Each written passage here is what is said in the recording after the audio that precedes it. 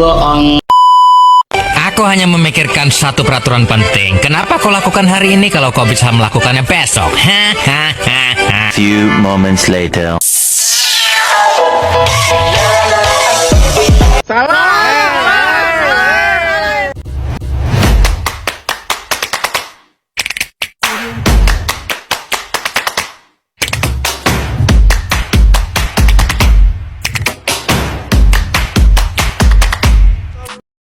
Assalamualaikum warahmatullahi wabarakatuh. Perkenalkan, nama saya Kaila Kirani Najwa Hasan atau biasa dipanggil Kaila. Saya dari semester 3 Prodi Farmasi. Saya di sini akan mempresentasikan kasus gangguan sistem organ akibat obat atau zat toksik yang biasa terjadi di masyarakat. Pada kasus ini, saya mengambil kasus dari jurnal studi literatur terkait penggunaan bahan tambahan makanan berbahaya boraks dan formalin dalam makanan jajanan.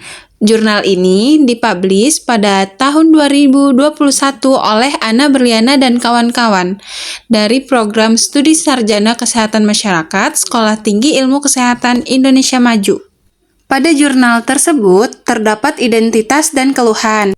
Di sini yang pertama yaitu ada identitas pasien, yaitu objek utama dari jurnal ini adalah masyarakat dari kalangan anak-anak hingga orang dewasa yang biasa jajan.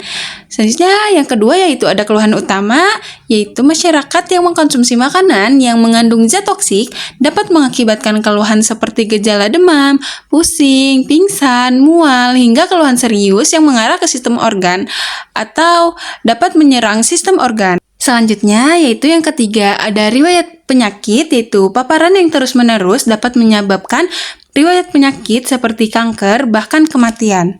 Dan yang terakhir, yaitu ada riwayat penggunaan zat, yaitu hal ini bisa terjadi karena adanya riwayat penggunaan zat toksik seperti borak dan formalin pada jajanan yang biasa dikonsumsi seperti bakso, mie basah, sosis, tahu, dan makanan instan lainnya. Selanjutnya ada analisis patologi klinik. Yang pertama yaitu ada fungsi hati dan fungsi ginjal yang hampir sama, yaitu mengkonsumsi makanan yang mengandung zat seperti boraks dan formalin umumnya dapat menimbulkan penyakit gangguan fungsi hati dan fungsi ginjal. Selanjutnya yang kedua yaitu sistem pencernaan, yaitu dosis yang cukup besar juga dapat mengakibatkan iritasi sistem pencernaan dan keracunan. Dan selanjutnya yang ketiga ada sistem saraf, yaitu dapat berefek buruk bagi susunan sistem saraf pusat dan fungsi otak. Yang keempat yaitu ada sistem pernapasan. Formalin sendiri dapat mengganggu sistem pernafasan. Dan yang terakhir yaitu pemicu sel kanker. Selain itu, kedua zat toksik tersebut merupakan zat karsinogenik yang dapat memicu tumbuhnya sel kanker yang dapat merubah fungsi sistem jaringan tubuh. Adapun interpretasi hasil lab, yang pertama yaitu ada parameter abnormal. Dari beberapa jurnal yang ada menjelaskan terkait parameter abnormal dengan adanya kandungan natrium tetraborat atau boraks dan formaldehid atau formalin dalam sampel makanan terutama jajanan. Yang kedua yaitu klasifikasi derajat keparahan. Jurnal tersebut juga menjelaskan adanya klasifikasi derajat keparahan dengan menyebut ukuran fatal untuk anak sekitar 3-6 gram, sedangkan ukuran fatal untuk dewasa yaitu 15-20 gram. Jika berlebih bisa mengakibatkan kematian. Untuk mengenal sejauh mana zat ini toksik, perlu adanya analisis toksikologi klinik dengan cara yang pertama yaitu mengetahui identitas zat toksik boraks dan formalin. Boraks termasuk senyawa kimia yang umumnya digunakan untuk mengawetkan kayu, bahan pembersih, dan antiseptik.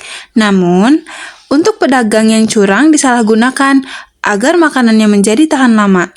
Dan penggunaan boraks yang sedikit saja dapat menyebabkan demam, anuria, depresi, apatis, sianosis, hipotensi, dan pingsan. Sedangkan formalin merupakan senyawa cair beracun yang digunakan untuk pengawet mayat atau hewan Dan kegunaan lainnya hampir sama dengan boraks, yaitu tujuan pedagang mencampur bahan ini supaya makanan bisa terlihat lebih menarik, tidak bau, dan tekstur kenyal atau bagus. Namun, zat cair ini sangat berbahaya jika terhirup, bisa mengakibatkan sesak dada, perih di mata, dan juga sakit tenggorokan. Seperti yang sudah dijelaskan tadi, rute paparan bisa melalui oral atau lewat makanan dan juga inhalasi dengan menghirup. Dalam kasus ini, organ target utamanya yaitu ginjal, hati, otak, dan lambung. Dan yang terakhir yaitu faktor risiko. Faktor risiko dari kasus ini adalah karena rendahnya edukasi ataupun kesadaran terkait keamanan pangan dan juga masyarakat dengan gaya hidup yang serba instan. Oleh karena itu, saya merekomendasikan terkait tata laksana dan pencegahan dari kasus ini yaitu untuk tata laksana medis bisa dengan yang pertama, penanganan khusus atau segera oleh dokter atau tim profesional jika terjadi hal yang serius pada kesehatan. Lalu, mengingat boraks dan formalin termasuk zat yang mudah menguap, maka disarankan menggunakan masker untuk menjaga sistem pernafasan.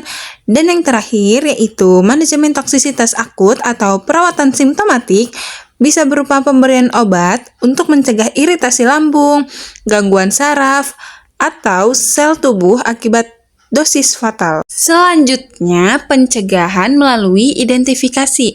Yang pertama, menghindari jajanan melalui ciri fisik bisa dilihat dari bentuk, warna, bau, dan tekstur. Dan yang kedua, melihat ketahanan makanan. Jika makanan yang memang seharusnya basi, tapi makanan tersebut masih tersedia, maka berhati-hatilah. Dan yang terakhir, ada pula metode deteksi sederhana dengan menggunakan kunyit untuk menguji keberadaan zat kimia pada jajanan. Dan yang terakhir yaitu edukasi. Yang pertama, memberi penyuluhan dengan mengajak masyarakat untuk memilih makanan yang sehat dan menghindari makanan yang serba instan. Dan yang terakhir, serta meningkatkan kepatuhan aturan berlandas pada Permenkes RI nomor 033 tahun 2012. Nah, selesai presentasi penjelasan materi dari saya. Jika ada kesalahan kata, mohon dimaafkan. Bentar. Burung Irian, burung cendrawasih. Cukup sekian dan terima kasih. Bye-bye. Wassalamualaikum warahmatullahi wabarakatuh.